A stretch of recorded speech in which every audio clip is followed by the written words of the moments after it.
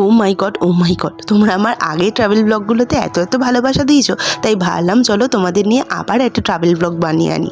তো এবার কোথায় যাচ্ছি ধীরে ধীরে সেটা জানতেই পারবে, বাট আপাতত আমি ভোর 4:30টার সময় উঠে চিকেন কারি কুর্তিটা পরে নিয়ে নাইসেল পাউডার দিয়ে আমার মেকআপটাকে সেট করছি।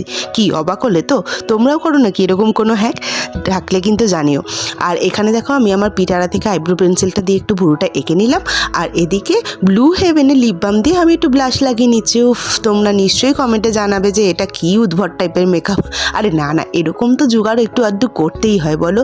আর এখানে দেখো লাইনার কাজল সবই পরে নিলাম, যেহেতু এত সকালে বেরোচ্ছি তাই মেকআপটাকে একদম লাইট রাখতে হবে, একদম ন্যাচারাল কিন্তু, নো মেকআপ লুক। তারপর লিপস্টিকে হাতটা চট করে শাশুড়ির শাড়িতে মুছে নিয়ে টাক করে একটুখানি সিঁদুর পরে নিলাম।